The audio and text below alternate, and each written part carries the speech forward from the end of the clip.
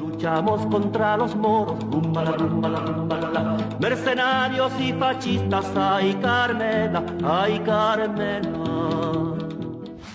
Bienvenue sur la chaîne Guillaume DHEH sur Twitch, qui est l'écho sur cette plateforme de la chaîne YouTube de vulgarisation historique d'Histoire en Histoire. Et bonsoir à notre invité du soir, Pierre Salmon.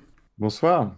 Donc avec Pierre ce soir, vous l'aurez deviné, nous allons parler de l'Espagne républicaine, de la guerre civile espagnole qui a ravagé le pays entre 1936 et 1939, qui a vu s'affronter donc des forces globalement de gauche, socialistes, communistes, anarchistes, antifascistes, de façon plus générale, contre les nationalistes et les conservateurs, dont la victoire a donné lieu au final à l'Espagne franquiste qui a duré jusque dans les années 70. Et donc, rebonsoir. Pierre Salmon, est-ce que vous voulez bien vous présenter aux gens qui nous regardent ?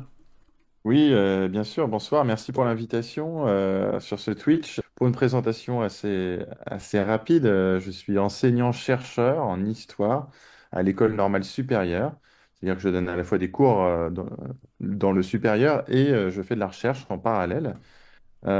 Pour ça, j'ai fait un doctorat sur le trafic d'armes destiné à la guerre civile espagnole, ce qui m'a amené à me déplacer en archives en France, en Espagne et aussi aux Pays-Bas ou même pour consulter des archives polonaises ou anglaises autour de ce sujet. J'ai écrit cette thèse, un gros document que j'ai caché ici derrière moi, que évidemment a donné lieu à soutenance, mais qui reste un document très académique. Donc ce document académique, il a été transformé pour partie en un livre qui a été publié il y a un petit peu plus d'un mois et dont on va discuter aujourd'hui. Livre donc que je présente ici en visuel, Un antifascisme de combat, Armée l'Espagne révolutionnaire, 1936-1939, il faut que j'apprenne à lire, aux éditions donc du Détour. Donc vous nous avez expliqué que c'est la transposition de votre thèse. Quels sont les enjeux quand on passe comme ça d'une thèse à un livre, lui, qui est destiné au grand public, puisque la thèse, elle, s'adresse à un jury de thèse, donc à des confrères et des consoeurs qui doivent estimer si le travail correspond à la norme scientifique universitaire. L'exercice n'est pas du tout le même, il y a donc une transition à effectuer. Exactement. Alors, quand on écrit une thèse, alors on peut jamais être exhaustif, hein, c'est pas le but. Et d'ailleurs, il faut savoir un petit peu resserrer des sujets pour terminer les thèses. On dit souvent qu'une bonne thèse déjà est une thèse finie, mais une des prétentions des thèses est de présenter déjà des états de l'art exhaustifs, parce que n'importe quelle recherche s'appuie sur des travaux déjà précédents effectués sur la même question. Et ensuite, on enrichit ces travaux avec de nouvelles archives ou de nouvelles questions posées aux archives. Tout ça, ça produit beaucoup de matière, ça produit beaucoup de notes de bas de page, hein, c'est une des conséquences immédiates de ce travail. Et aussi avec la production d'annexes, c'est pas obligatoire, mais ça a été le cas pour ma thèse avec des documents aussi, de l'analyse quantitative, on pourra y revenir après. L'enjeu, après, a été de transformer une partie de cette thèse, il n'y a pas toute la thèse dans ce livre, dans un document accessible pour du plus grand public. Pour ça, il y a plusieurs traductions, je pourrais dire, de ce langage académique. Déjà sur le style à proprement parler, qui doit être travaillé, donc il ne faut pas non plus tomber dans du sensationnalisme. C'est aussi d'être des fois plus bref sur certains états de l'art qui peuvent être intéressants dans des revues, dans des articles critiques, scientifiques, mais qui ont pas toujours leur place dans des ouvrages plus grand public, même s'il faut trouver un équilibre. Et puis il y a même la construction, je pourrais dire, de cette thèse, hein. Ça a été fait avec mes éditeurs qui m'ont beaucoup aidé, guidé depuis le début de cette aventure et qui m'ont invité justement à changer ce style, mais aussi à changer la trame de ce document. Ils m'ont dit qu'il ne fallait pas faire un ouvrage trois parties, deux sous-parties de ce style académique, mais plutôt un fil, écrire un récit, ce qui n'empêche pas d'avoir du contenu hein, scientifique. Et j'ai fait le choix dans cet ouvrage de suivre un fil, en tout cas, qui était un peu le fil de la contrebande, de prendre l'affaire à leur origine, l'Espagne, une révolution en Espagne républicaine, et d'aller justement jusqu'à leur objectif, on pourrait dire, d'aller chercher des armes pour enfin revenir en Espagne. Ce livre, c'est l'histoire d'un aller-retour, et on suit, en fait, durant toute la trame du livre, cet aller-retour. Effectivement, et on le voit d'ailleurs assez bien sur la couverture, l'illustration, qui j'imagine qu'il y a une illustration commandée, où on voit bien effectivement donc des révolutionnaires espagnols ici. Je vais zoomer un tout petit peu. hop, qui font passer de l'armement par-dessus donc les Pyrénées du côté français, ici qui serait donc sur la droite, vers le côté espagnol qui serait sur la gauche. Il y a un dessinateur, et pas seulement un dessinateur d'ailleurs, parce qu'il travaille aussi sur d'autres projets, Aurel, que les personnes qui lisent Le Canard enchaîné ou Le Monde connaissent, qui a été contacté par l'éditeur parce qu'il y avait un film d'animation que j'avais beaucoup aimé autour de la fin de la guerre d'Espagne, Josep, ça s'appelle, autour de Josep Bartoli, un dessinateur catalan qui a ensuite pris dans les chemins de l'exil. Je trouvais que c'était un formidable film qui montrait vraiment toutes les zones grises autour de l'exil. Et puis, c'était pas seulement ça, c'était aussi un très beau dessin qui me plaisait. Et il a produit cette couverture qui nous a beaucoup plu parce qu'on y reviendra. Il y a plusieurs choses sur cette couverture. L'abnégation, le côté collectif, la frontière évidemment qu'on voit, ces armes aussi qu'on voit ici. Puis on y reviendra. Ces personnes, elles ont pas de visage vraiment qu'on puisse reconnaître. Ce sont pas des acteurs et des actrices connus du Front populaire. On voit pas Léon Blum porter des armes ou d'autres personnes. Et ça aussi, c'était une des prétentions, si je puis dire, du livre, que d'écrire une histoire par le bas, d'écrire une histoire avec des anonymes. Ça enchaîne finalement sur ma deuxième question qui était celle finalement de la motivation. Pourquoi ce thème-là? Pourquoi cette période et pourquoi cette zone géographique? Ça a été, je dois dire, une découverte fortuite, ce sujet. Quand j'étais dans mes premières recherches, je travaillais justement sur la période des années 30 et du Front populaire qui m'intéressait beaucoup. Et tout à fait par hasard, dans des archives en Normandie, j'ai trouvé des cartons avec des navires qui étaient chargés de centaines de tonnes d'obus, qui passaient par Honfleur, qui venaient de Pologne, d'Estonie et d'autres pays, à destination officielle du Mexique, de la Grèce, et qui allaient en fait en Espagne républicaine. Et je comprenais pas, il y avait un décalage sur ces archives que je pouvais trouver et ce que je pouvais lire dans l'historiographie, en tout cas l'historiographie qui m'était accessible à l'époque. Donc j'ai tiré un petit peu le fil de cette enquête qui est devenue un sujet de master et ensuite un sujet de thèse. De mon côté, j'avais envie de vérifier, de répondre à une question qui était importante dans l'historiographie française, qui était plutôt celle de l'attitude, et espagnole aussi, de l'attitude du gouvernement français. Est-ce que le gouvernement français a aidé, pas aidé? Bon, c'est une question qui me semblait intéressante et qui a été traitée très largement dans la thèse, mais petit à petit, pour moi, il y a une autre question qui est arrivée, qui s'est doublée à celle-ci, c'est celle des acteurs et des actrices de ces pratiques illégales qu'on ne connaissait pas beaucoup, qui ne ressortaient pas dans les études et dans une histoire qui avait vraiment été écrite à l'encre politique et du point de vue des militants.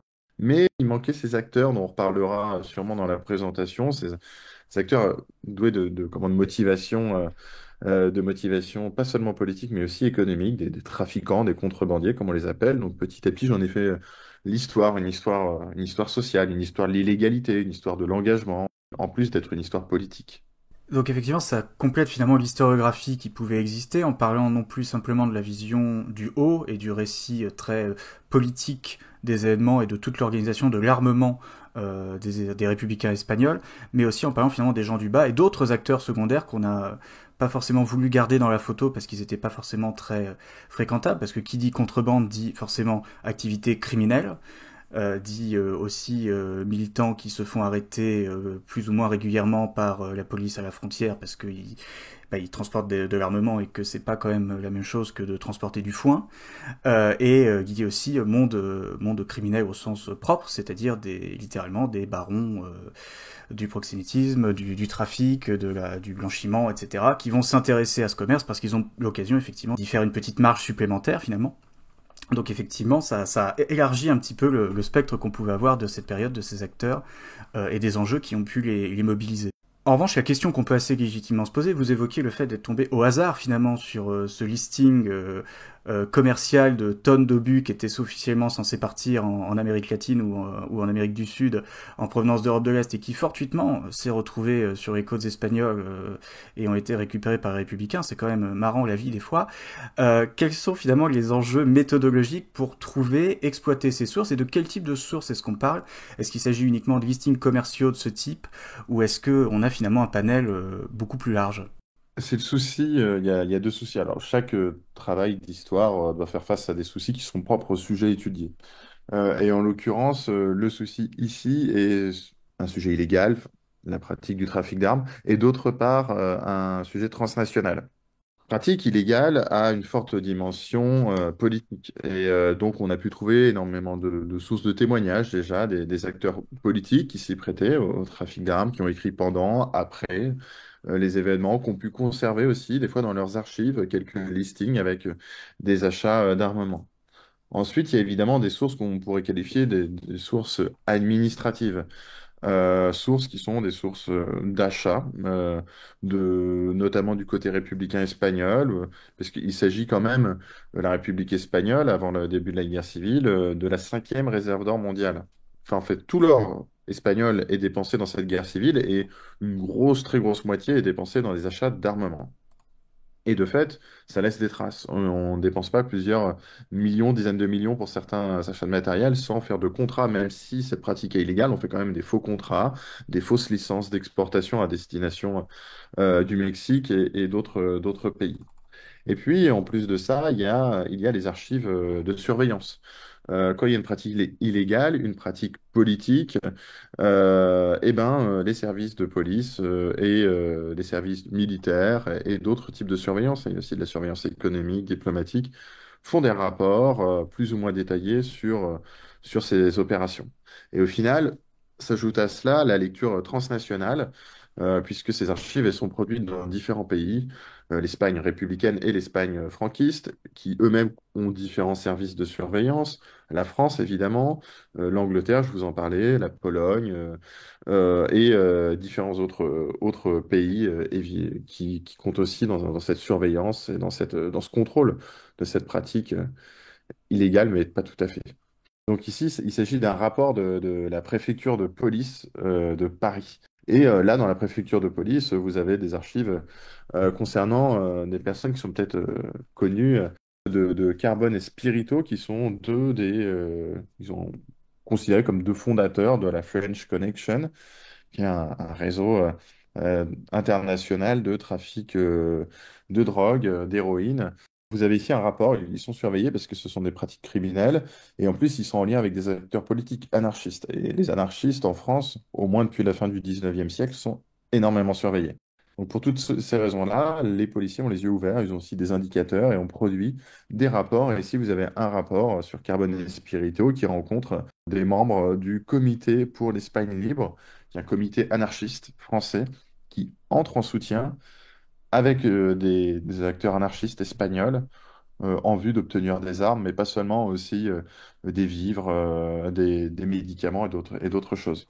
Donc vous avez là le rapport qui est assez détaillé d'ailleurs, hein. On peut supposer qu'ici, c'est un indicateur qui a sûrement transmis cette information. Évidemment, il faut recouper toutes ces sources pour avoir une idée certaine, mais pour donner une idée, pour l'ensemble de la thèse, c'est 20, 30 000, peut-être même plus de documents, d'archives qui permettaient d'écrire cette thèse. Donc on recroise, on prend des faits. Et petit à petit, on a des effets pardon, d'accumulation, des informations qui reviennent et qui peuvent sembler fiables, plausibles.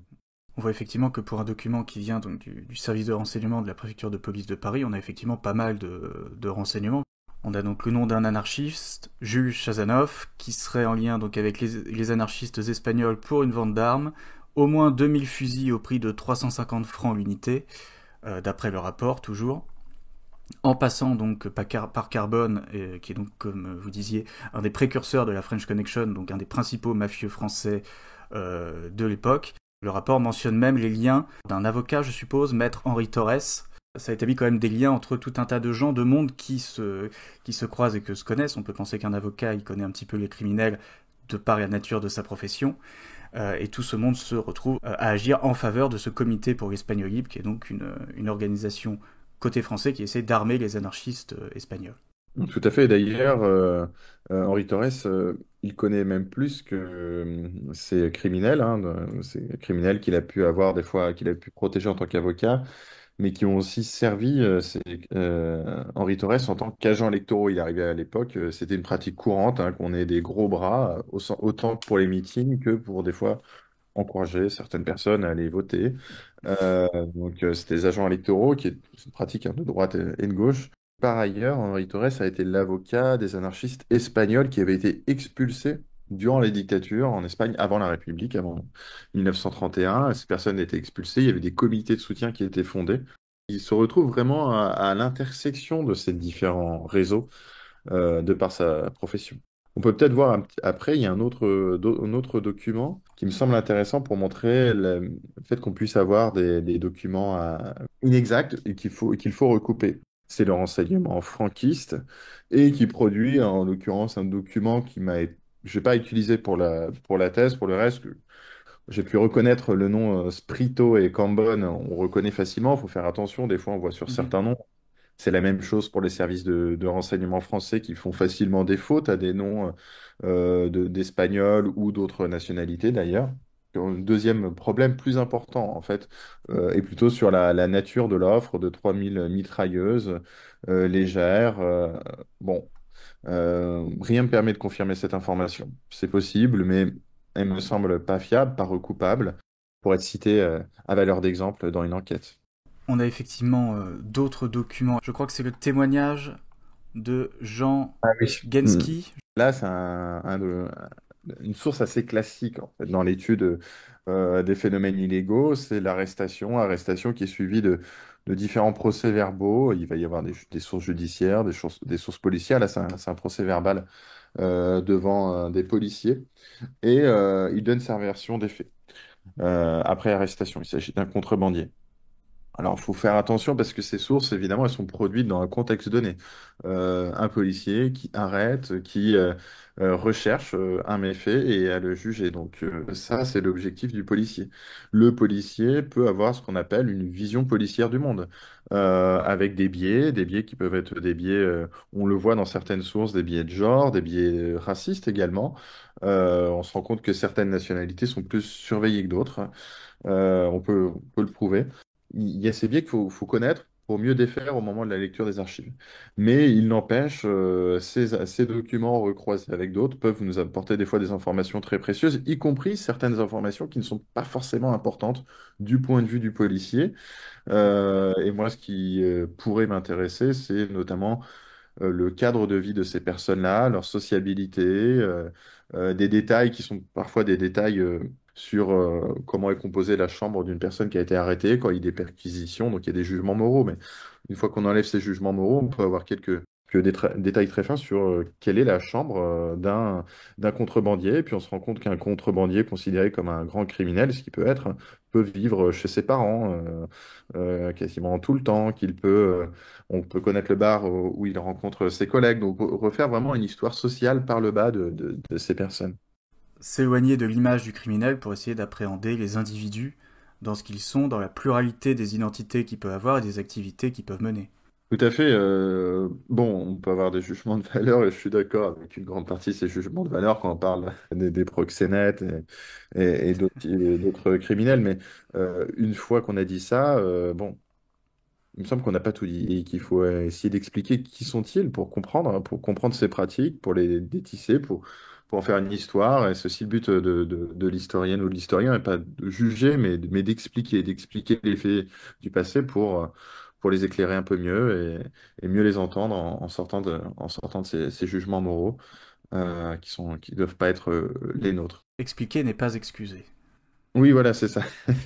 Alors, bon, là, pour le trafic d'armes, j'ai jamais eu de problème à faire cette histoire, mais je sais que des collègues qui travaillent sur des sujets beaucoup plus durs, et notamment, je pense au phénomène génocidaire, des fois, il y a vraiment des résistances. Et sur bah, qu'est-ce que c'est de se mettre dans la peau d'un bourreau, d'expliquer justement, est-ce qu'on excuse les bourreaux en leur donnant un peu du sens à leurs actes d'une autre manière, en expliquant que ces bourreaux peuvent être des personnes normales. Bon, c'est un très long débat, hein, je ne vais pas rentrer dedans, mais c'est pour dire qu'il peut y avoir des fois un peu des tensions sur ce rôle de l'historienne ou de l'historien. Mais effectivement, le fait d'évoquer la méthodologie effectivement de ce travail, je souhaitais qu'on prenne le temps de le faire ce soir aussi pour montrer que c'est pas un travail anodin, que ça demande de la méthode, que ça soulève des questions à la fois dans la démarche et et vis-à-vis du produit fini. À la fois en tant que savoir qui se construit et aussi à l'échelle du chercheur comme individu face aux documents, face au passé, face au savoir qui se construit. Après, on avait, je crois, une autre source. C'est tout simplement une mise sur écoute. Enfin, c'est une autre façon d'appréhender la réalité, puisque l'angle d'obtention de l'information n'est pas le même. Cette fois-ci, il n'y a pas le policier qui interroge avec du coup le contrebandier, donc le trafiquant d'armes, le révolutionnaire potentiel, qui va être peut-être sur la défensive. Le contrebandier peut être beaucoup plus libre si c'est pas qu'il est mis sur écoute, notamment si cette écoute concerne l'organisation de ses activités avec un éventuel complice. Exactement, hein, on n'est pas forcément sur un cadre de contrainte dans l'obtention de cette information. Il peut y avoir d'autres biais qui peuvent jouer, hein. Le fait qu'on sache on est surveillé, hein, donc on va faire attention. Ou d'autres biais qui sont évidemment le manque de connaissances par rapport au contexte, sur des relations qui peuvent être des relations économiques ou autres. Et ce que je trouve intéressant, je ne vois pas si on le voit sur cette page, mais c'est une conversation sur un trafiquant d'armes internationales et c'est la surveillance, là, il me semble, du MI5 ou MI6 anglais. Il y a un moment où il y a un passage entre crochets et qui est dit en substance conversation amoureuse. Donc il y a quand même une forme de censure, même chez la personne qui écoute. Donc, il y a une intimité, qui est une limite que je trouve intéressante, une certaine intimité qui est respectée, alors même qu'on met cette personne sous écoute. C'est un document qui est tiré d'un dossier de plusieurs centaines de pages, qui est même difficile à analyser, parce que, si vous voulez, on n'a pas le travail de la police qui, en principe, recueille des informations. Première chose, une information, c'est ce que vous avez sous les yeux. Et une fois qu'on croise ces informations, on obtient un renseignement. Un renseignement, en principe, est quelque chose de fiable qui a été recoupé. Il peut avoir des biais, hein, des biais idéologiques dans sa constitution. Le travail peut être bâclé. Bon. Mais c'est plus facile, des fois, à utiliser un peu clé en main, même s'il faut faire attention à cette facilité, que des documents un peu bruts comme ça, qui peuvent avoir plein d'informations redondantes, qui peuvent même être ennuyeux à la lecture. C'est une question qui nous occupe quand on est toute la journée le nez dans les archives. On évoquait aussi tout à l'heure les archives administratives. Donc là, je pense qu'on en a une. Là, on a un document qui est un document plutôt précieux, hein. C'est vraiment une petite mine d'or, hein, dont je n'étais pas le premier à découvrir, mais que j'ai pu réutiliser pour faire certains comptages des achats et des opérations d'armes. Ce sont les fonds de Juan Negrin, qui sont situés aux îles Canaries. Ces fonds, c'est des fonds qui sont extraits du ministère des Finances. Et à chaque fois qu'on fait ce virement vers l'ambassade parisienne, d'où sont achetées la majorité des armes républicaines dans le monde, si on ne parle pas de l'URSS. Et là, vous avez un document qui est très important pour retisser toutes ces affaires, parce qu'on a le montant, on a la personne qui achète, et puis le détail de l'opération. Et ça fait partie de quelque chose dont on reparlera peut-être, mais de type de source qui m'a permis de faire ce qu'on qualifie, ce qu'on appelle une analyse de réseau. C'est-à-dire de croiser vraiment les informations entre les acheteurs, les vendeurs, et comprendre un petit peu quelles sont leurs relations, l'intensité de leurs relations dans le temps. Et surtout, vraiment, ça permet des comptages très, très, très, très, très fins, ce type d'archives. Un autre type d'archives avec lequel on peut croiser, ce sont les archives politiques, avec des achats d'armes par les milices anarchistes. On va y arriver, hein, vraiment, on va arriver dans le centre de l'ouvrage, avec des achats d'armes par des forces révolutionnaires. Et là, en l'occurrence, vous avez un comité, le comité à Gandia, du canton, si on veut, de Gandia, avec CNT, AIT, FAI, donc les forces anarchistes. On a là, c'est le compte-rendu, hein, des achats qui ont été livrés, du matériel qui a été livré à la Columna Confederal, qui est une colonne, une milice, en fait. Pour que les gens qui nous regardent comprennent bien, jusqu'ici, sur les documents précédents, on parlait des achats faits, on va dire, par le gouvernement central de la République espagnole. Là, c'est un gouvernement local. Du coup, non pas l'armée de la République, mais sa milice, c'est-à-dire ses forces locales qui ne dépendent pas nécessairement du gouvernement central et qui sont relativement autonomes. Exactement, merci pour la précision. On va y arriver petit à petit, on va arriver dans le fond du sujet sur cette révolution espagnole. On a au début de la guerre civile un pouvoir républicain qui est très très fortement affaibli par le coup d'État des militaires. Et le pouvoir républicain ne s'effondre pas totalement, mais en grande partie. Et des forces révolutionnaires vraiment surgissent pas seulement parce qu'elles participent à la résistance à ce coup d'État. Et bah, elles vont vouloir garder les armes, faire une révolution, reconstruire un État et un État révolutionnaire. Donc ça va créer des tensions très très fortes.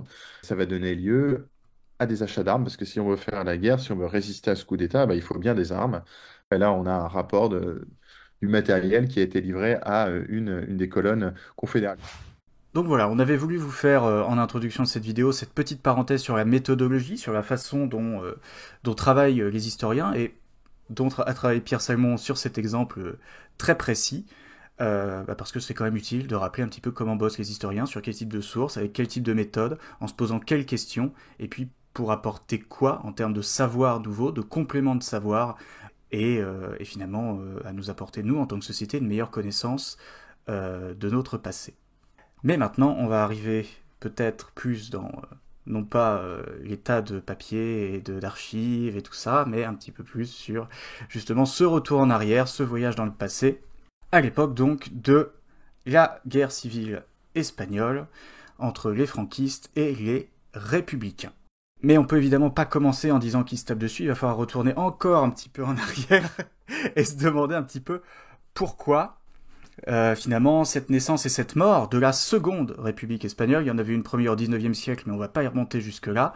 On peut peut-être commencer par dresser un portrait très rapide finalement de cette Espagne du 1er XXe siècle.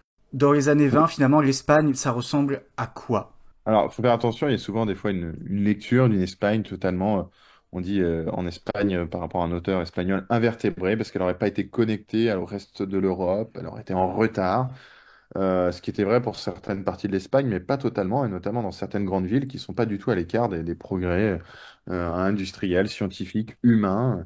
On pense au droit de vote des femmes en Espagne qui arrive par exemple avant celui des droits de vote en France. On pense aussi à certains scientifiques qui ont participé pleinement au débat de leur temps. Il n'empêche, c'est un pays tout à fait instable, et notamment sur la place des militaires. Les militaires, connaissent une crise, plusieurs crises d'ailleurs, qui passent, et le pouvoir politique en général, avec la perte des dernières colonies, Cuba, Porto Rico, les Philippines, à la fin du 19e siècle et début du 20e siècle aussi, d'autres tensions qui arrivent avec la guerre au Rif, au Maroc. À chaque fois, ça donne une idée d'une Espagne vraiment en crise, une identité espagnole qui serait en péril et qu'il faudrait un peu régénérer. Et qui voudrait régénérer cette identité des milieux politiques conservateurs, sinon à partir des années 20, d'inspiration fasciste. Et c'est le cas aussi de certains militaires qui ont fait cette guerre au Rif, qui veulent intervenir en politique. Et ce qui se passe, c'est qu'en 1931, on a pouvoir politique en crise, la dictature de Primo de Rivera est en crise et arrive vraiment en 1931 avec des élections municipales qui débouchent sur des élections, en tout cas quasiment partout, de républicains. Ça provoque très rapidement l'avènement d'un nouveau régime, d'un régime républicain. C'est la deuxième République espagnole et on la voit ici en photographie, hein. C'est globalement une fête en Espagne. La fête va pas forcément être de longue durée. Parce que des forces politiques, et celles dont je parlais tout à l'heure, notamment beaucoup de militaires, des conservateurs, refusent la forme républicaine du pouvoir et veulent continuer à défendre la forme monarchique du pouvoir, ou d'autres formes d'ailleurs. C'est un pays qui est politiquement très instable. Il y a notamment la révolte des Asturies en octobre 1934 et qui donne lieu à une répression féroce, vraiment féroce, de la part du pouvoir militaire. Ça creuse un peu, si vous voulez, le fossé pour aller vite. Et on a en 1936 des élections du Front populaire qui vont déboucher sur des mois extrêmement tendus, une dynamique vraiment létale, hein, avec des assassinats dans la rue, et aussi pendant ce temps-là, la droite qui prépare un coup d'État. De longue date, on a souvent dit que ça a été provoqué à cause d'une préparation d'un coup d'État communiste. C'est faux. Que ça a été provoqué par l'assassinat de José Calvo Sotelo, qui est un monarchiste d'extrême droite, droite conservateur. C'est faux. En fait, le coup d'État était prévu de longue date. Il y avait même des tractations depuis 1935. Et c'est vraiment l'élection du Front populaire qui décide les derniers peu convaincus à y aller. Et ces militaires font un coup d'État contre la République déjà, hein. C'est un coup d'État contre la légalité républicaine en disant vouloir prévenir une révolution rouge, communiste, anarchiste, marxiste, tout ce qu'on veut. Ce faisant, il plonge l'Espagne dans la guerre civile, puisque ce coup d'État, il est semi-échec, semi-réussite, selon le point de vue. En tout cas, il ne permet pas de remporter les plus grandes villes et aussi beaucoup de régions, notamment là où la résistance populaire est forte et là où les forces de maintien de l'ordre et militaires sont restées fidèles à la République. Et à partir de ce moment-là, on plonge dans une guerre civile. Une guerre civile très, très, très meurtrière. Donc effectivement, sur la photo précédente, il y avait donc ici le drapeau de la République, la deuxième République espagnole. Vous l'avez là avec les couleurs. C'est la page de garde donc de la Constitution de 1931, d'un exemplaire de la Constitution républicaine de 1931, qui donc abolit complètement la monarchie. Donc cette République jusqu'en 36, comme vous le disiez, elle n'est pas stable du tout. Hein. Il y a différentes forces républicaines qui sont pas d'accord. Il y a des conservateurs qui veulent bien participer, mais qui sont très conservateurs, donc qui ne veulent pas forcément changer grand-chose. Il y a des libéraux, je parle sous votre contrôle. Et la répression, justement, des Asturies en 34, c'est sous un gouvernement libéral conservateur, puisque les progressistes, à ce moment-là, ont perdu le contrôle du gouvernement. Donc les républicains, entre eux, de toute façon, sont pas forcément très d'accord sur ce qu'ils veulent faire exactement. Y compris à gauche, il y a des forces, et ça va se voir au début, dans les premiers temps du conflit, une fois que le putsch militaire a eu lieu, des forces de gauche qui n'ont pas forcément la même vision de ce que doit être l'Espagne révolutionnaire pendant et à l'issue de la Révolution. Donc il y a des projets d'avenir qui sont en concurrence. Et l'arrivée d'une bande de joyeux drills, qui sont donc les putschistes militaires, va rassembler un petit peu tout ce petit monde-là pour faire front un peu moins populaire et un petit peu plus martial contre donc l'avancée de ces putschistes. Franco, il se joint aux putschistes dans les tout derniers moments de la préparation du coup d'État. Celui qui est vraiment le chef d'orchestre du putsch, c'est plutôt le monsieur qui est là, si je dis pas de bêtises, c'est le général Mola. Et si Franco prend l'ascendant finalement sur le camp franquiste, c'est parce que ce général-là, le général Mola, va mourir, bêtement, et que les autres généraux, fortuitement, vont perdre en crédibilité, perdre en influence, perdre la vie parfois, certains, et par élimination, au bout d'un moment, il reste Franco. Mais Franco, c'est pas l'homme providentiel, c'est l'homme qui est arrivé là par élimination et par filtres successifs, pour certains assez circonstanciels. Exactement, hein, pour compléter. Alors Mola, là, qui est considéré comme El Director, vraiment l'architecte de ce coup d'État, hein, avec d'autres, Godet, qui est assassiné juste après il débarque. Ça fonctionne pas à Barcelone, il est capturé, exécuté par les forces antifascistes. Et Franco, on sait qu'il n'est pas favorable à la République, mais il s'engage jamais trop, il attend toujours, il est un petit peu toujours sur la réserve pour pas trop se mouiller, si je puis dire. Et il est qualifié par Mola, il me semble, de Miss Canarias. Ils disent c'est Miss Canary, hein, ils disent comme ça, puisque ils disent il joue un petit peu à une princesse, si on veut, en posant ses conditions. Et puis petit à petit, effectivement, il va assez rapidement, avec le cours des événements en Espagne, avec certains décès, et surtout grâce à l'aide allemande, dont il est premier interlocuteur, il va s'imposer en acteur incontournable et aussi après la prise de l'Alcázar de Tolède, qui est un lieu de formation avec des jeunes cadets en Espagne. Donc il va vraiment tirer une énorme propagande de cette libération de ce fortin qui avait résisté pendant plusieurs semaines aux assauts républicains, pas si loin de Madrid. Toujours est-il que le coup d'État déclenché, l'Espagne se retrouve globalement coupée en deux. Là, ça montre finalement la répartition du territoire, l'occupation du territoire dans les premiers temps. Les militaires contrôlent la zone sombre, donc, dont Majorque et le nord du Maroc et le Guadalquivir, donc les bords du Guadalquivir, lorsque le putsch éclate, et globalement, un peu moins d'un an plus tard, il dirige également les zones claires. Les républicains, eux, en mars 1937, contrôlent encore seulement les zones assurées. Et Madrid, elle, tient extrêmement longtemps. Le siège de Madrid, si je dis pas de bêtises, dure quasiment toute la guerre. Oui, en fait, on considère que la bataille de Madrid a duré toute la guerre. Et finalement, on se rend compte que quelles que soient les manœuvres, l'objectif final est toujours de prendre Madrid qui tombera qu'à la toute fin de la guerre.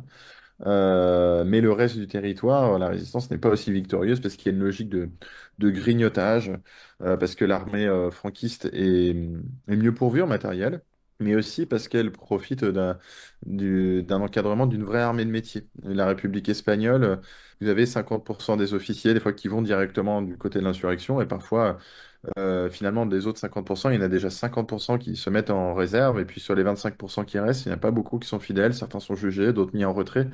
Il y a que la République n'a pas beaucoup d'officiers, ce qui est pourtant fondamental pour faire une guerre. Et ça lui coûte beaucoup et elle doit, depuis presque rien, recréer une armée populaire et équiper cette armée populaire avec du matériel qui vient un peu de partout. Alors que, comme vous l'évoquiez, les franquistes, eux, pour s'équiper, ont moins de problèmes, et même pour avoir un soutien international, ont moins de problèmes, puisqu'ils reçoivent assez rapidement le soutien du gouvernement fasciste italien, puis, dans les mois qui suivent, du gouvernement national-socialiste allemand, donc le Troisième Reich. Donc forcément, ça amène tout un tas de matériel et même des hommes. Les Italiens déploient plusieurs milliers d'hommes aux côtés des franquistes, des hommes qui pour certains ont déjà été aguerris dans la guerre d'Éthiopie dans les mois et les années qui ont précédé. Donc forcément, c'est un avantage en plus du côté des franquistes par rapport aux républicains qui, eux, sont en train de remonter une armée presque, en tout cas pas ex nihilo, mais en tout cas en se basant sur pas énormément de choses.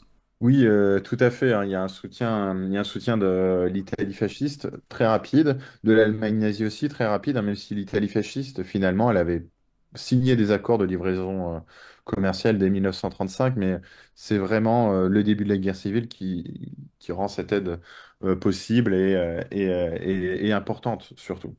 Cette aide, elle est effectivement humaine, hein, avec des troupes. On parle du côté des Républicains, des brigades internationales, 32 à 35 000 personnes, des volontaires qui vont hors des brigades internationales, quelques assesseurs militaires, et quelques tankistes ou conducteurs d'avions russes. Et puis surtout, de l'autre côté, il y a entre 70 000 et 80 000 Italiens. La Légion Condor, c'est pas 20 000, autour de 20 000, des volontaires portugais, et également les troupes qui viennent du Maroc, hein, du côté des franquistes, sans compter donc tous les autres volontaires qui peuvent venir d'ailleurs, mais ils sont moins nombreux. Donc il y a un véritable déséquilibre humain et matériel sur les personnes formées et sur la qualité de ce matériel aussi. Puisque l'URSS fournit globalement, surtout pour l'armement de pointe, des avions et des tanks vraiment en avance ou en tout cas très, très grande qualité. C'est pas le cas forcément de tout le reste du matériel soviétique. Bon, il y a quand même des bonnes mitrailleuses, etc. Mais après, pour compléter, même s'il y a beaucoup d'armes qui viennent du RSS, c'est pas suffisant. Donc on doit compléter cette aide et puis même la faire avant cette aide parce qu'elle n'est pas immédiate, cette aide soviétique. Et alors que l'aide italienne et allemande sera continue, soutenue, même s'il peut y avoir des tensions, hein, entre Franco et puis le pouvoir allemand, italien et d'autres. Mais il y a un soutien qui est vraiment déterminant sur la durée et un écart qui se creuse sur toute la durée du conflit en termes de soutien étranger.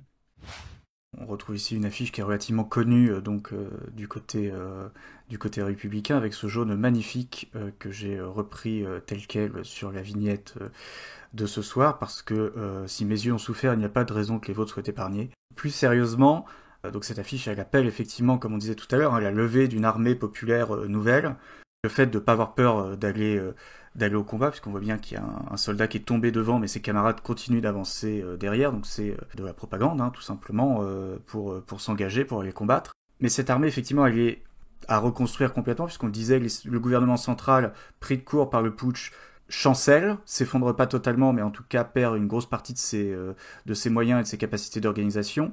Il y a tout un tas de petites entités plus ou moins indépendantes qui vont se mettre en place et qui vont assurer l'intérim jusqu'à ce que le gouvernement essaye progressivement de reprendre son rôle moteur. Mais tout ça est assez compliqué, assez long à mettre en place. Et donc, il se passe un certain nombre de choses. On sait qu'au début du conflit, il y a un certain nombre de femmes, par exemple, qui prennent les armes et se battent aux côtés des hommes, mais que, par exemple, quand le gouvernement remet en place une armée plus encadrée, les femmes sont remises un petit peu davantage à l'arrière qu'elles ne l'étaient dans les premiers temps du conflit. Mais surtout, il y a un premier problème qui se pose, qu'on a déjà évoqué indirectement depuis tout à l'heure plusieurs fois. Quand on a un gouvernement central qui a du mal à tenir debout, quand on a tout un tas de milices qui s'organisent pour résister plus ou moins chacune dans leur coin, qu'on n'a pas assez d'officiers, comment on fait pour s'organiser et pour s'équiper? Je pose la question, Pierre Sam. Ce qu'on fait, c'est qu'on part à l'étranger chercher des armes. Alors, je confirme d'abord, effectivement, sur l'engagement des femmes, hein, sur ce port d'armes qui leur est même refusé à partir de plusieurs semaines. On veut que les femmes reviennent à l'arrière. Donc, on insiste sur une répartition genrée des rôles et comme dans d'autres révolutions, dans la révolution espagnole, les femmes sortent perdantes, hein, des urgences du moment. Ce qui se passe, je reviens sur le sujet sur le sujet des armes, il est question très rapidement d'aller chercher des armes à l'étranger. Donc, vraiment dans l'urgence, d'ailleurs, aucun des protagonistes le cache. Ils expliquent on ne sait pas, on est dépourvu d'expérience, on a besoin d'armes, on va chercher du matériel. Où c'est possible. Le gouvernement républicain a fait une pétition, fait ce qu'on appelle, un collègue espagnol qui parle de tournée européenne. On va chercher du matériel. Petit à petit, une contrainte énorme qui se pose, c'est ce qu'on appelle la politique de non-intervention, qui est proposée par la France et soutenue par l'Angleterre, et puis rejointe par comment, la majorité des pays européens. C'est une politique qui interdit tout soutien humain et matériel en armes. Je vais gâcher la surprise, mais on en a parlé tout à l'heure, ça n'empêche pas un soutien militaire de différentes puissances, y compris de l'Allemagne et de l'Italie. L'enjeu est de réussir à acheter des armes dans ce contexte illégal. Dès lors, je pourrais séparer, si vous voulez, le trafic en trois catégories. Il y a le marché blanc. Le marché blanc, c'est le marché légal. On peut continuer à acheter des camions, par exemple. C'est pas interdit d'acheter des camions. On peut acheter des avions civils au début du conflit. La France livre beaucoup d'avions civils ou des avions désarmés. Donc après, l'enjeu est de retrouver, de pouvoir les armer et de savoir si ces avions sont propres au combat. Et autre chose, c'est le marché noir, le marché totalement illégal. Et puis entre les deux, le marché gris. C'est un marché qui est ni illégal, ni totalement légal, qui joue un petit peu sur les codes de la légalité. C'est ce dont on parlait au début de l'entretien, d'exporter des armes officiellement à destination du Mexique. En fait, les armes s'arrêtent en Espagne. On utilise des fausses licences d'exportation diplomatiques, des contrats un peu truqués. Donc on marche ainsi. Ce qui va se passer du côté des révolutionnaires qui vont s'organiser sur le moment, c'est qu'ils vont vraiment rentrer dans une pratique d'un trafic tout à fait illégal. Ils n'ont pas les moyens économiques et diplomatiques des forces gouvernementales, et donc ils vont essayer de trouver sur le marché noir en France, auprès de certains acteurs, des armes, des mitraillettes, des pistolets ou de la dynamite.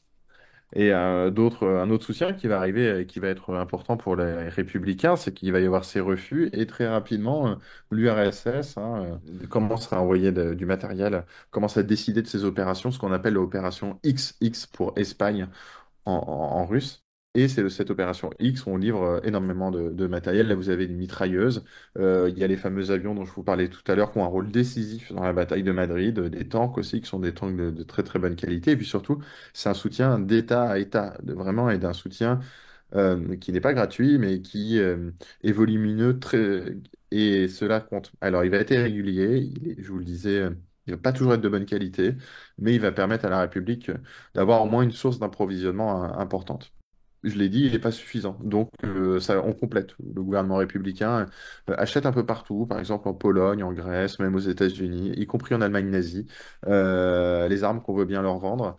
Et cela coûte très cher. Et le problème, c'est que ces armes ne sont pas toujours du même calibre, toujours de bonne qualité non plus, et rarement modernes, surtout quand il s'agit des avions. On ne veut pas, à cette époque, surtout qu'on sait le conflit mondial imminent, vendre des avions très très modernes, et on préfère les garder dans ses propres arsenaux. Effectivement, donc il y a le problème de l'approvisionnement, il y a le problème de la complémentarité des différents éléments sur lesquels les républicains espagnols parviennent à mettre la main, parce qu'avoir des fusils c'est bien, avoir les munitions pour aller dedans c'est mieux, avoir le reste de l'équipement qui va avec le fusil et essayer éventuellement de faire une chaîne d'approvisionnement qui tient la route à au moins un moyen terme pour pouvoir mettre le fusil, les munitions, tout le reste de l'équipement pour nettoyer, entretenir, réparer le fusil et les mettre dans les mains du combattant ou de la combattante qui puisse aller faire le coup de feu en face, c'est mieux. Donc ça pose tout un tas de problèmes de logistique et effectivement tout un tas de problèmes financiers aussi, puisqu'il faut être capable de payer cet argent, sachant qu'il y a un blocus, donc les prix, je suppose, augmentent de façon assez nette aussi. Même les achats légaux, dans un contexte où il y a une non-intervention qui est imposée, forcément ça fait augmenter les prix même des achats légaux, et même ça complexifie parce que ça oblige à recourir, comme vous disiez, aux achats gris, c'est-à-dire pas de la contrebande, mais en tout cas à des jeux de dupes sur les achats légaux. Et dans cette organisation un petit peu complexe, il y a un endroit où il y a un certain nombre de choses qui vont se passer en plusieurs vagues, c'est l'ambassade d'Espagne à Madrid, qui est tenue par les Républicains, l'ambassade d'Espagne à Paris, qui est tenue par les Républicains, celle de Madrid, ils n'ont pas besoin d'ambassade, ils sont chez eux. Qu'est-ce qui se passe dans cette ambassade? Quel est le rôle, finalement, des dignitaires espagnols républicains qui se retrouvent à Paris? Alors, cette ambassade républicaine à Paris, son objectif va être très rapidement d'acheter ce matériel dans toute l'Europe et surtout en Amérique du Nord. On va fonder ce qu'on appelle des commissions d'achat. Il y en a trois successives, et des sous-commissions, donc vraiment trois commissions successives.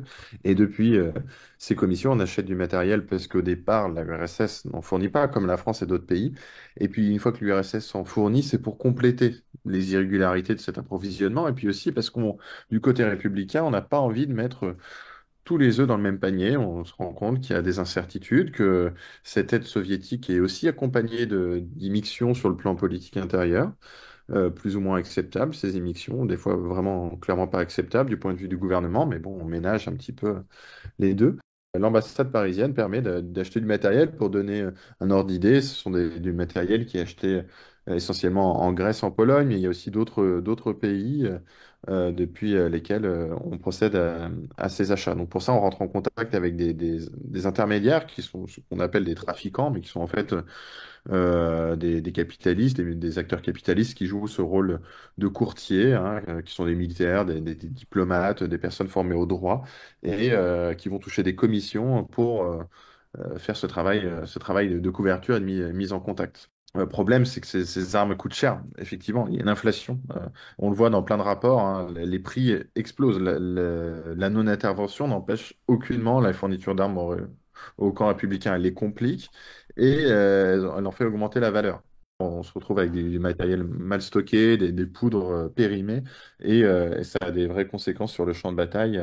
Et pas seulement, parce qu'au départ, pour les républicains, pas mal de ces achats sont vraiment des achats impropres. Il y a quelques détournements de cargaison à cause d'arnaques hein, qui sont montés, mais ça dure pas longtemps. C'est à peu près 700 millions de dollars qui sont dépensés avec l'or républicain.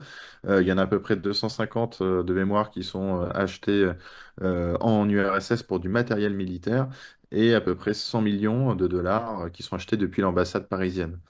Des pays comme la Grèce ou la Pologne, qui sont des puissances anticommunistes, n'ont pas de mal à vendre des armes au gouvernement dit rouge républicain. Et ils sont très clairs, hein, ils s'en cachent pas. Ils disent, nous, on est d'extrême droite, on n'aime pas les rouges comme vous, mais en fait, on a besoin d'argent, on a besoin de renouveler notre stock militaire et, On vous vend les et- surplus et puis ça arrange tout le monde. tout à fait.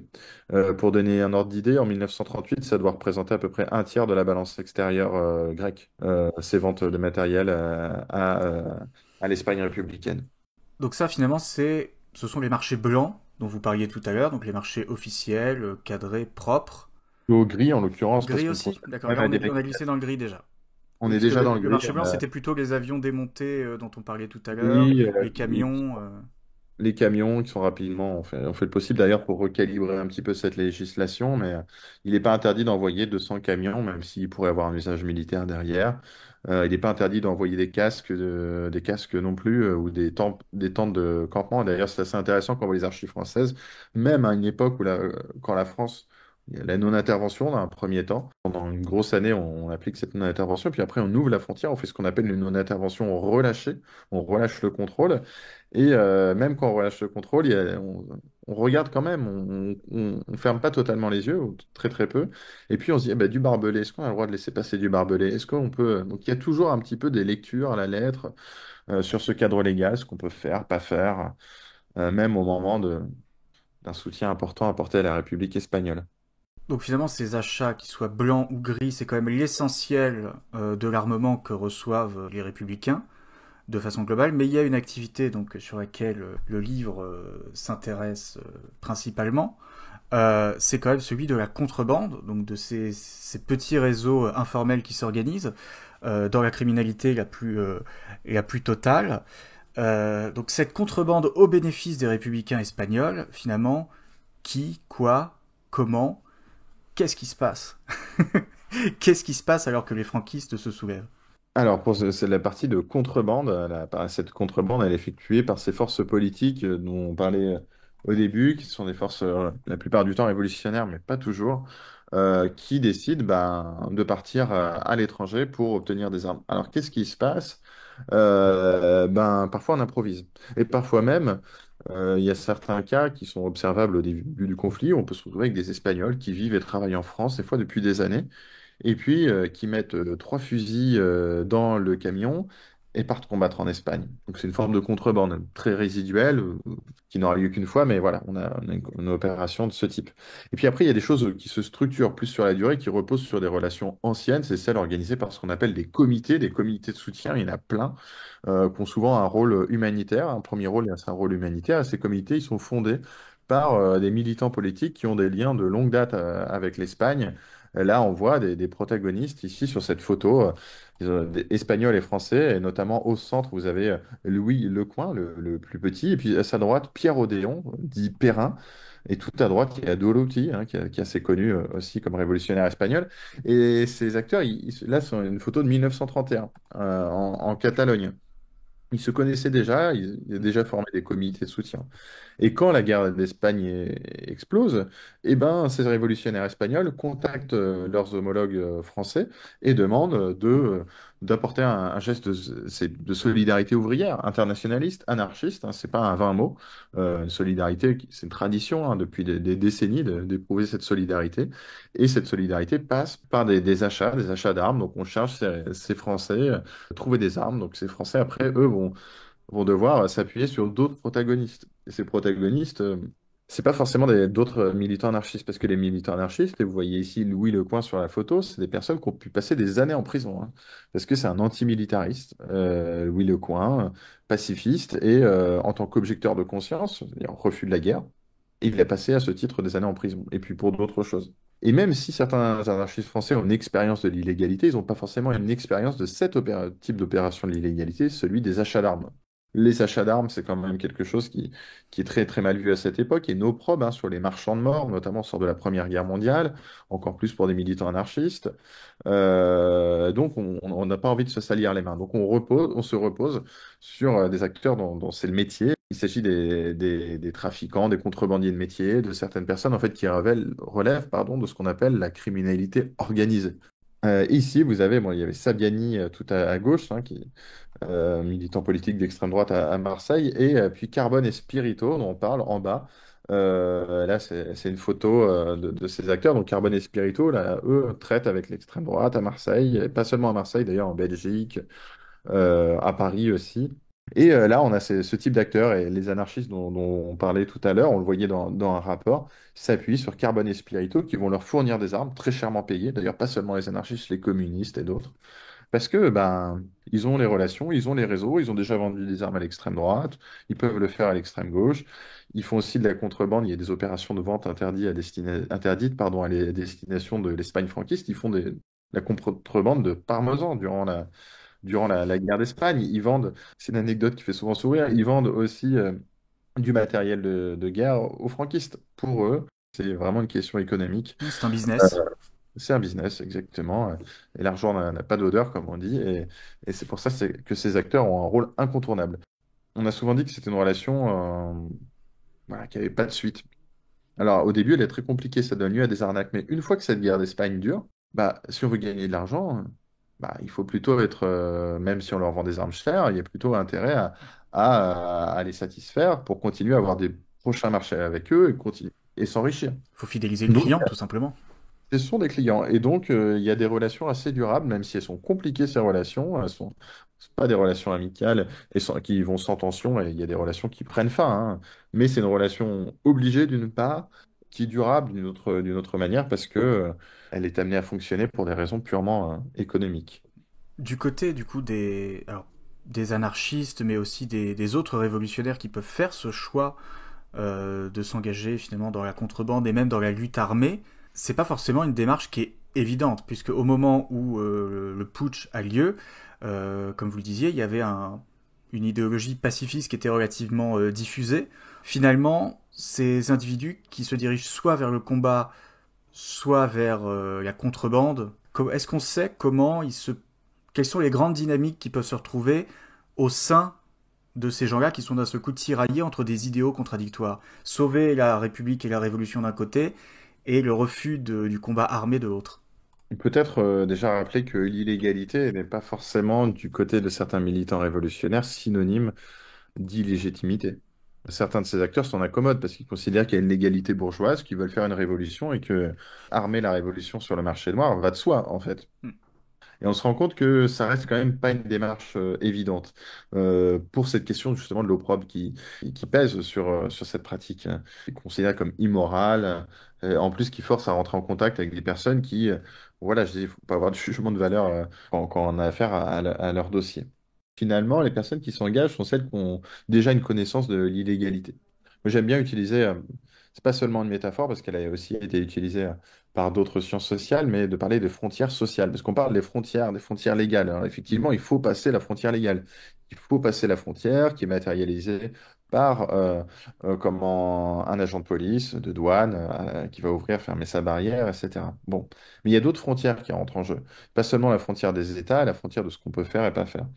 Et ce sont celles des connaissances, déjà, de l'illégalité.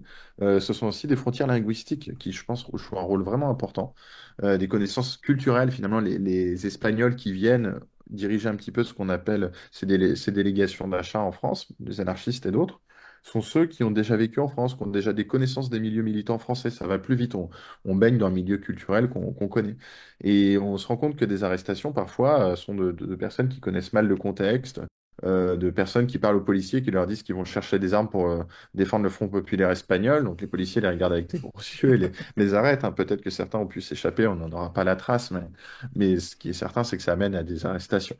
Et finalement, le fait qu'il y ait tous ces facteurs fait que les personnes qui s'engagent, les militants qui s'engagent, vont s'engager sur différents fronts de l'antifascisme. Ils vont pas seulement faire du trafic d'armes, ils vont aussi s'occuper de l'accueil des enfants réfugiés de la guerre d'Espagne sur le sol français. Ils vont aussi s'occuper du travail humanitaire, du travail de presse, du travail d'espionnage. Et certains s'épuisent tout à fait à la tâche parce que au bout de quelques semaines, on ne peut pas assumer de front sur toute la durée de la guerre ces différents fronts transnationaux de la mobilisation antifasciste. Donc effectivement, il y a la question des compétences, de la motivation, de l'opportunité, de l'expérience déjà préalable, et puis des idéaux à un moment qui imposent de trancher, de se positionner, de décider ou pas d'agir, et surtout de décider de comment agir une fois qu'on a décidé de se mettre en mouvement et de s'engager. En ce qui concerne justement le soutien, on va dire la solidarité internationale dont on parlait tout à l'heure, on a par exemple la SIA, la Solidarité internationale antifasciste. Est-ce que vous pouvez nous en dire deux mots, qu'on puisse se représenter un petit peu comment ces réseaux se constituent et puis surtout participent finalement à l'effort de guerre?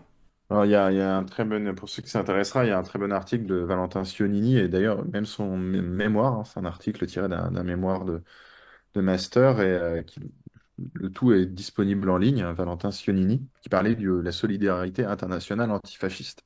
Alors, c'est une organisation fondée à l'initiative des anarchistes espagnols et dont le but est de trouver du soutien à l'étranger. On se rend compte que la mobilisation est en perte de vitesse, elle peut pas rentrer en compétition de manière efficace avec celle d'autres acteurs antifascistes. Il y a différentes formes d'antifascisme, révolutionnaire, pas révolutionnaire, catholique, communiste, socialiste, et j'en passe. Il y a vraiment des tentatives d'union qui fonctionnent plus ou moins bien. On se retrouve avec cette initiative qui doit vraiment rénover ce front antifasciste à l'extérieur des frontières et avec son antenne en France.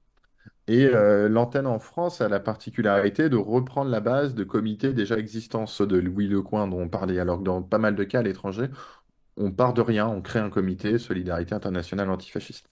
Et là, on recrée cette organisation, Solidarité internationale antifasciste, avec, on n'abandonne pas totalement le trafic d'armes, mais c'est plus du tout l'objectif premier. On va sur d'autres fronts, on se rend compte qu'on ne peut pas rentrer en compétition avec les approvisionnements soviétiques, que d'ailleurs, les milices anarchistes dont on a parlé, elles ont été militarisées, elles sont rentrées dans l'armée. Donc les anarchistes essayent d'avoir un rôle hein, au sein de l'armée, d'avoir un rôle aussi révolutionnaire, mais c'est devenu, si vous voulez, le précaré de l'État républicain qui s'est recentralisé, qui a repris pas mal d'initiatives, qui a recentralisé l'effort de guerre. Si on veut défendre les valeurs anarchistes, on se dit que le moyen le plus efficace, c'est plutôt de le faire à travers un travail humanitaire et un travail de publicisation de la cause anarchiste à l'étranger. Ce que font très très bien les communistes à cette époque. Et donc là, on a un exemple d'affiche hein, qui appelle à une aide immédiate pour la cause antifasciste en Espagne. On a un autre exemple d'affiche. Donc pour illustrer justement ce soutien internationale. Donc on retrouve effectivement le slogan No pasarán, hein, ils ne passeront pas, qui concerne donc là effectivement du coup non pas comme vous étiez en train de l'expliquer de l'armement, on est passé à autre chose, c'est plutôt nourrir finalement à la fois les combattants mais aussi les civils, hein. Et là on est vraiment sur de l'humanitaire finalement pur, Oui, alors c'est une affiche là avec du secours populaire secours de populaire France français. et des colonies, donc communistes. On n'abandonne pas totalement du côté communiste, peut-être parce que c'est eux hein, qui fournissent les armes à cette, cet argument militaire, et c'est des fournitures d'armes.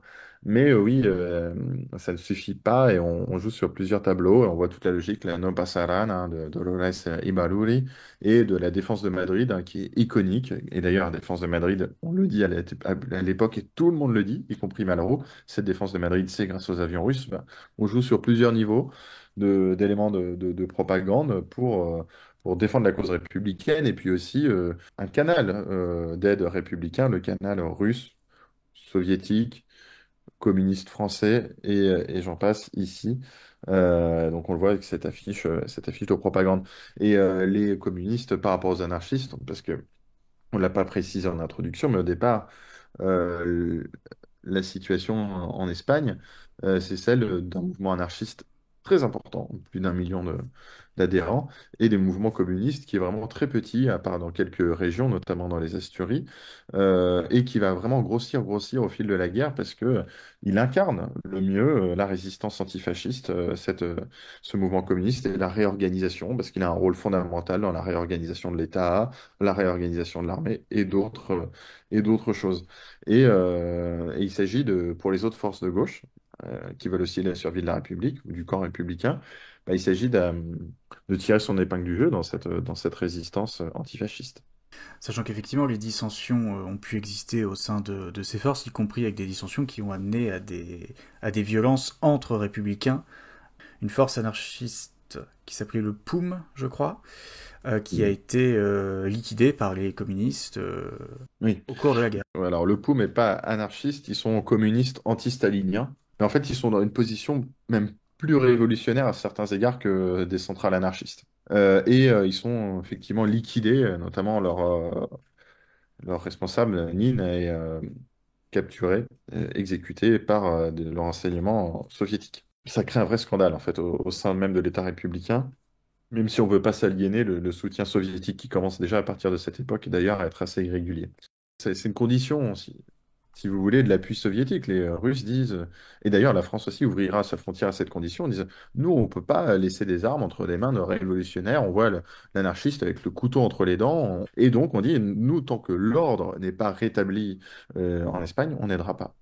Ou alors, on veut que ces armes aillent à des communistes, à des forces contrôlées par l'État gouvernemental et surtout pas à ces dangereux révolutionnaires.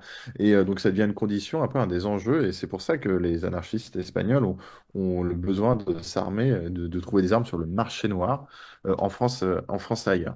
En 1937, ce qu'on appelle donc la guerre civile dans la guerre civile, où le POUM est liquidé, la CNT, et le mouvement anarchiste, est marginalisé, pas totalement, et d'ailleurs reviendra au pouvoir, hein.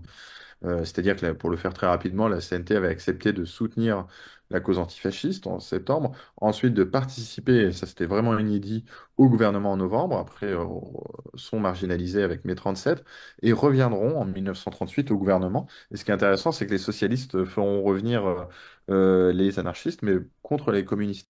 Le problème se joue ailleurs. Le problème, il se joue sur des lignes de tension. Est-ce qu'on fait la révolution tout de suite ou demain?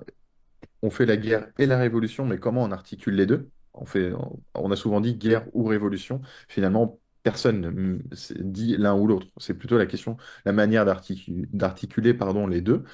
Et donc, on se débat après, est-ce qu'il faut centraliser l'effort de guerre? Est-ce qu'il faut plutôt disperser l'effort de guerre? Et ça se joue pour les fournitures d'armes, mais ça se joue aussi pour l'espionnage, pour l'humanitaire, pour l'économie. Ça se joue un peu sur tous les tableaux. Et cette division, elle transcende toutes les organisations. Et à tel point que François Gaudichaud, l'historien qui a étudié la question, explique qu'il y a une volonté de bolchevisation de l'appareil anarchiste à la CNT. Et les socialistes, même chose. Et c'est seulement le POUM vraiment qui résiste le plus fortement à cette tendance et ils le paieront pour beaucoup de leur vie, y compris certains anarchistes hein, qui sont emprisonnés durant une bonne partie de la guerre dans les prisons républicaines. Puisqu'on a parlé du POUM, on peut revenir du coup sur les soviétiques. On évoquait tout à l'heure un soutien important mais qui va décroissant avec le temps. Vous m'aviez envoyé donc ce tableau qui montre du coup l'ampleur finalement de cet approvisionnement venu du RSS. Et on voit effectivement que progressivement ça décroît. Tout à fait. Cette aide russe, contrairement à ce qu'on a pu dire, elle n'a pas été discontinue, elle n'a pas été non gratuite, je le disais. L'essentiel du matériel a lieu dans la première phase de livraison. Et en plus, décembre-février 1939, troisième phase de l'opération X, il y a une grande partie du matériel qui n'est pas livré parce qu'il arrive trop tard. Cette frontière, elle s'ouvre vraiment à partir de l'été 1937, mais les armes, on le voit, décembre 1937, elles arrivent surtout à partir de la fin de l'année. Donc il y a un peu un moment où on ouvre la frontière, mais on attend les armes soviétiques. Et alors que les personnes en France ont eu tendance à dire on a aidé sans discontinuer, mais finalement, on s'associe à une aide qui a eu lieu sans passer par la France. C'est-à-dire que cette aide-là de la première phase, elle vient de mer Noire. Elle vient des ports d'Odessa surtout, elle arrive sur le Levant républicain. C'est-à-dire que l'aide française survient, j'insiste là-dessus, à un moment de décrue de l'aide soviétique, de discontinuité. Donc, c'est pas la partie la plus importante, je dirais. Ça arriverait trop tard. Si la France avait aidé dès le début, peut-être que ça aurait eu un rôle, des conséquences autrement plus importantes sur les livraisons. Mais en tout cas, effectivement, on voit qu'il y a un effondrement de l'aide soviétique, ou en tout cas que l'effort majoritaire, l'effort principal a été fourni sur la première année de combat, puisque par exemple sur les avions, il y en a sur environ 650 qui ont été fournis, il y en a 500 qui ont été fournis sur la première année seulement.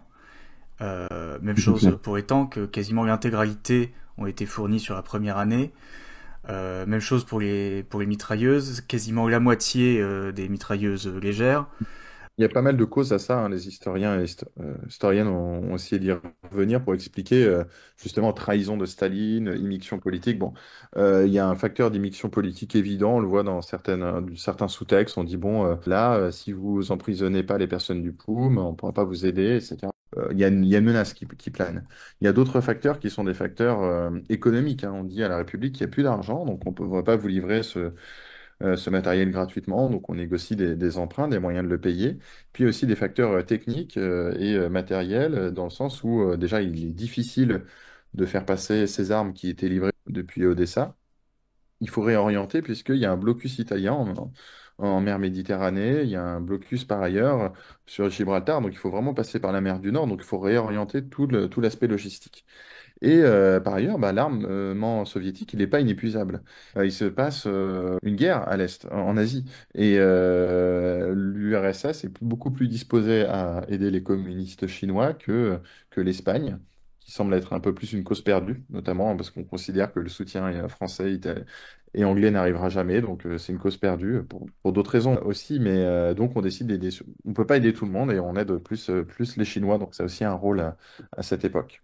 Oui, parce que précisons qu'à partir de 1937, la Seconde Guerre mondiale commence côté asiatique, avec l'invasion du littoral chinois par les Japonais, le reflux de la République conservatrice, libérale conservatrice du Kuomintang, et une alliance de circonstances avec les communistes que le Kuomintang pourchassait joyeusement encore 3 mois avant, pour faire face justement à cette invasion japonaise que tous les acteurs chinois voyaient venir, mais en espérant qu'elle arriverait le plus tard possible, et qui leur tombe sur le bec à partir de 1937. Et donc effectivement, forcément, comme les communistes chinois ont déjà des bastions bien implantés en Chine et que le conflit est plus frais, les soviétiques, qui avaient par le passé déjà eu des relations avec le Kuomintang dans les années 20, réinvestissent finalement une partie de leurs efforts en Asie. Et comme en Espagne, ça se présente un peu moins bien comme vous l'expliquiez, malheureusement, ils peuvent pas être partout. Tout à fait, hein, c'est vraiment ça a une grande importance, hein, dans cet approvisionnement. Cette situation à l'Est qu'on a eu tendance à sous-estimer, la lecture politique des événements, des émictions politiques soviétiques, elle joue un rôle, mais parfois elle joue peut-être plus un rôle du côté de l'État républicain socialiste, là où on a accusé certains dirigeants républicains de trahison parce que ils auraient fait le jeu de Staline. Elle a plutôt le rôle de désolidariser ces républicains, en tout cas de créer une vraie défiance à l'égard de l'URSS que l'inverse. C'est un élément certainement assez important. Et puis il y a aussi la déception à l'égard de la France, hein. On a peu de confiance à tel point que le premier navire qui a envoyé pour transiter par le territoire français à la fin de l'année 1937. Ce navire, on envoie avec peu de matériel comme un test. On va voir, et on va voir si les Français les arrêtent. Et on se rend compte que cette opération est compliquée, mais marche quand même. On en envoie un petit peu plus, on y va un petit peu au compte-gouttes, surtout par manque de confiance. Et puis après, au début de l'année 1938, la France, grâce à Léon Blum et d'autres, vont mettre en place un vrai système hein, pour faire passer ces armes. Et là, il va y avoir des flux massifs à partir de début de l'année 1938, mais ça sera discontinu parce qu'on va refermer la frontière au bout de quelques mois. Ça m'offre une transition toute trouvée pour parler justement de cette relation ambiguë qu'a la France du Front populaire, et puis bon, un peu moins du Front populaire au fur et à mesure que les années passent, avec l'Espagne révolutionnaire et cette guerre d'Espagne de façon plus large qui se déroule sur la frontière pyrénéenne. On l'a dit, un des premiers réflexes de la France, mais aussi des Britanniques, c'est d'essayer d'organiser donc une non-intervention pour éviter que la situation ne dégénère, ne se propage, n'entraîne le retour d'un conflit européen. Mais en même temps, il y a quand même une frontière qui n'est pas si fermée que ça. Mais même si elle n'est pas si fermée que ça, il y a la non-intervention et on a aussi des saisies comme celle qu'on voit sur les côtés avec des policiers français qui arrêtent donc nos sympathiques contrebandiers espagnols qui essayent d'armer leurs amis républicains. Finalement, la position de la France, est-ce qu'il y a une cohérence quand même? Est-ce qu'il y a un déroulé logique ou est-ce que c'est une suite de bricolage et de décisions un peu ad hoc en fonction des circonstances? Alors, il y a beaucoup de bricolage. Il y a une incapacité décisionnelle, et notamment par rapport à cette question du soutien à l'Espagne républicaine, va se traduire localement par des décisions contradictoires de la part des autorités qui, préfets, commissaires, douaniers, prennent des décisions qui leur semblent opportune. D'autres choses qui jouent du point de vue gouvernemental, et pas seulement, c'est certainement au tout début du conflit la peur d'une révolution et d'une contagion révolutionnaire. Et c'est d'ailleurs pour ça qu'on établit ce qu'on appelle un cordon sanitaire entre France et Espagne en surveillant d'abord cette frontière pour d'abord empêcher que des militants arrivent en France. Et d'autres choses, cette peur se traduit parce que depuis longtemps, on traque des anarchistes, des révolutionnaires sur un contrôle très très fort. Et on voit ici une image hein, des trois anarchistes de la pègre étrangère. Donc c'est pas du tout dénué de préjugés racistes, très fréquents dans la France des années 30. Et donc on saisit ces armements et on juge et on emprisonne hein, ces militants. En plus, certains de ces militants devant les juges disent, moi si j'ai fait ça, c'est pour défendre la révolution. Donc autant dire que certains juges, on peut avoir le marteau un peu lourd à ce moment-là. Et certainement un autre point qui joue du côté gouvernemental français, c'est le rapport à la loi. Mais les opérations de soutien qui sont accordées, ça ne sort jamais du cadre légal. Alors, à certains moments, on peut encourager des douaniers à fermer les yeux. Mais les navires qui viennent de Russie, qui ne sont pas des navires russes, qui sont souvent des navires français, conduits par des communistes hein, français, la compagnie France Navigation, pas que cette compagnie, mais elle joue un rôle très important.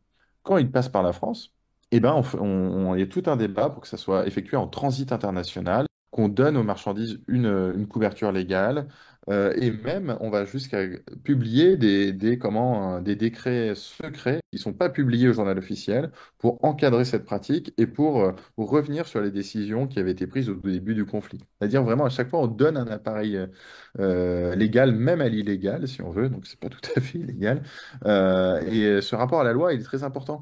Et je vous l'ai dit tout à l'heure, quand la France décide d'aider l'Espagne républicaine, c'est quand elle a le sentiment que le retour à l'ordre est enfin de mise. Donc, c'est-à-dire qu'une fois qu'on a un respect de la loi, un respect de l'ordre républicain, si on pourrait dire, et que ce ne sont pas des dangereux révolutionnaires qui sont à la tête de l'État, qui seraient totalement incontrôlable. Et d'ailleurs, il y a pas mal de militants français le reprochent à Léon Blum pendant la guerre civile et dans les années suivant la guerre civile. On accuse Léon Blum d'avoir trahi la cause révolutionnaire, d'avoir respecté une logique d'une légalité bourgeoise qui va à l'encontre des idéaux socialistes. Finalement, cette aide, ce relâchement à la frontière intervient au moment où le gouvernement qui avait tressailli suite au coup d'État réussit finalement à reprendre la main et à recentraliser un petit peu l'autorité parce que les Français finalement estiment qu'à partir de ce moment-là, les conditions réunies sont suffisantes pour avoir un interlocuteur fiable en face finalement. Oui, tout à fait. En fait, il y a un décalage. C'est-à-dire que la France a sur 2, 3 mois, je sais pas, je dis un ordre d'idée de décalage avec la situation réelle en Espagne. Mais c'est une fois qu'on a la sensation et qu'on a des signaux positifs qui remontent par différents canaux diplomatiques, militaires, journalistiques, que la situation est rétablie, qu'on décide d'appuyer. Et d'ailleurs, ça a beaucoup d'importance chez les militaires français qui, quand il s'agit de respecter la non-intervention, la respectent, mais quand il s'agit d'aider, aident et apportent leur soutien pour les livraisons de matériel à la frontière espagnole. Contrairement à certains policiers qui refusent d'écouter certaines consignes quand il s'agit de relâcher l'aide, enfin relâcher le contrôle, pardon. En matière d'aide, il me semble que ces deux messieurs, qui s'appellent Gaston Cousin et Jean Moulin, n'ont pas chômé et n'ont pas restreint leurs efforts pour essayer d'aider nos amis d'Outre-Pyrénées. Est-ce que vous voulez nous en parler un petit peu? D'abord, Jean Moulin, c'est le directeur de cabinet de Pierre Cotte. Pierre Cotte qui est ministre de l'Air. Et Pierre Cotte, radical, alors on dit souvent que ce sont les radicaux qui ont refusé d'aider l'Espagne républicaine. C'est vrai, il y a une pression des radicaux, mais tous les radicaux n'y étaient pas défavorables, et notamment Pierre Cotte, hein, qui fait son possible pour livrer du matériel. Je parlais des avions désarmés, civils, et par sa main, il y a au moins une centaine, sinon plus, d'avions qui partent de France à destination de l'Espagne. Hein. Ce sont pas toujours des avions de bonne qualité, mais c'est mieux que rien. Et les Espagnols lui seront très très reconnaissants. Et quand il ne peut pas envoyer d'avion, il fait toujours pression sur le gouvernement. Il agit en tant que dans un rôle de lobbyiste, si on veut. Et Jean Moulin, en tant que directeur de cabinet, lui, il signe les départs des avions, notamment des avions militaires. C'est-à-dire que la France décide unilatéralement d'une non-intervention le 8 août, au début du conflit mi-juillet, au 18 juillet. 8 août, la décision unilatérale française, et le 8 septembre, la mise en place officielle de la non-intervention internationale avec la publication d'un décret pour cette non-intervention. Donc entre le 8 août 8 septembre, il y a encore des possibilités d'aider. Et lui, surtout avant le 8 août, il le signe les décrets de tous les départs d'avions Jean Moulin à destination de l'Espagne républicaine. Ça a été présenté un peu comme une archéo-résistance. Bon, c'est un peu plus compliqué, mais ce qui est sûr, c'est qu'il a eu un rôle très important. À sa droite, ici, sur cette image, Gaston Cuissin. Alors, Gaston Cuissin, c'est un ancien douanier, cégétiste. Lui, il a des relations au niveau de la douane. Il crée ce qu'on appelle maintenant les douanes volantes pour placer, quand la France intervient, aide ces flux d'armement, d'installer des douaniers sur certains postes. Alors, on a souvent appelé des fois Gaston Cussin Monsieur Intervention. En tout cas, dans les rapports républicains, les rapports sont unanimes pour dire que c'est un soutien de première importance. Et ce Gaston Cussin, donc, il a eu des rôles un peu plus compliqués par la suite, mais dès le début, il essaye d'aider. Quand il y a cette frontière, je disais au début, l'incertitude, jusqu'avant le 8 septembre, 8 août, en laissant passer quelques navires au transit international, après respect de la non-intervention. Donc, dès que les frontières se rouvrent au flux d'armement, à chaque fois, il intervient pour faciliter, fluidifier ces passages par la France, ce qui n'est pas toujours facile parce qu'il rencontre beaucoup d'obstacles. Alors, ils ne seront pas les seuls. Je pourrais dire ça pour conclure que les conflits, on l'oublie, on le mérite de clarifier certaines positions et aussi de faire bouger des lignes. J'aime bien citer l'exemple d'Édouard Herriot. Herriot, au début du conflit espagnol, on connaît sa pression qu'il exerce sur Léon Blum pour dire surtout pas aider les républicains espagnols, on te le pardonnera pas, ça va faire exploser la coalition gouvernementale, ne te mets pas dans cette affaire-là. Bon. Et bien, petit à petit, en 1938, on le retrouve dans tous les rapports de la diplomatie républicaine. Il y a plusieurs crises internationales majeures, le rôle de l'Italie qui n'est plus le même, et il devient un soutien de premier ordre pour les républicains espagnols. On voit, il fait pression, il dit à Blum, il faut livrer des canons, il faut livrer des avions, au minimum, ouvrez la frontière, comme quoi il y a des situations qui sont pas toujours, qu'on peut pas écraser dans le temps, qui sont pas rectilignes, qui peuvent changer selon le contexte intérieur, le contexte international. En tout cas, ce qui est sûr, c'est dans ce cadre, au tout début du conflit pour Jean Moulin et sur toute sa durée du conflit pour Gaston Cussin, il y a aussi certains qui ont eu un rôle fondamental pour aider la République espagnole. Preuve est que la lecture de l'histoire ne peut pas toujours être faite en noir ou en blanc et qu'il y a aussi beaucoup de nuances, surtout dans ces pratiques de solidarité internationale. Eh bien, je ne sais pas si vous souhaitez conclure là-dessus, parce que c'est une jolie phrase pour conclure, ou si vous souhaitez qu'on aborde rapidement la mémoire finalement de cet antifascisme je le disais tout à l'heure, les communistes sont ceux qui ont pris le plus d'importance. Je vois là l'image de Pio Mois, ça va m'amener vers autre chose, mais les communistes et les socialistes sont ceux qui ont le plus parlé en France de cette aide à l'Espagne républicaine. Les mémoires, il y en a plusieurs, hein, ça dépend des groupes sociaux. Donc peut-être sur Pio Mois, donc il faut savoir qu'en Espagne, ça a été très compliqué. Il y a une victoire du franquisme, et le franquisme, jusqu'à la transition, 1977, enfin, la mort de Franco avant. Et puis après, il y a eu des néo-franquistes. Et Pio Moa fait partie de ces néo-franquistes qui, à partir de la fin des années 90, mais surtout des années 2000, a réactivé une mémoire franquiste qui avait même disparu. Il revient un petit peu à la mémoire des origines, à la version officielle du temps de la guerre civile, pour jeter la responsabilité de la guerre civile aux républicains, aux rouges, rejouer la propagande du régime. Donc là, il y a eu le Figaro, notamment, qui avait fait de la promotion à Pio Moa. Alors, quand bien même il était discrédité de longue date en Espagne, hein. Il publie en 2003 un best-seller, et après, il y a tout un travail de fact-checking, travail des collègues espagnols, et là, il revient sur le devant de la scène de manière totalement anachronique par rapport à ce qu'il représente en Espagne. Donc, on est plusieurs collègues à avoir réagi pour remettre les points sur les i. Pour nous, c'était évident qu'on parlait pas d'histoire, mais que c'était plutôt une instrumentalisation à des fins politiques et à des fins bien présentes, malheureusement. Eh ben, merci beaucoup Pierre Salmon pour ce temps que vous avez bien voulu passer avec nous. En tout Non, cas, merci pour l'invitation. Bon, on pourrait ne pas s'arrêter, oui. mais je suis très content d'avoir profité de cette plateforme, surtout avec une plateforme avec des images qu'on peut commenter en direct, qui permet aussi de montrer ce travail de recherche. Donc, j'espère que ça intéressera. Eh bien, merci à vous, merci aux gens qui nous ont suivis ce soir. On vous salue bien. Soyez antifascistes parce que c'est jamais perdu. Et puis, Et salud et República. Luchamos contra los moros, rumbala, rumbala, rumbala, mercenarios y fascistas, ay Carmela, ay Carmela. Con los tanques y granadas, ay Carmela, ay Carmela. Con los tanques y granadas, ay Carmela, ay Carmela.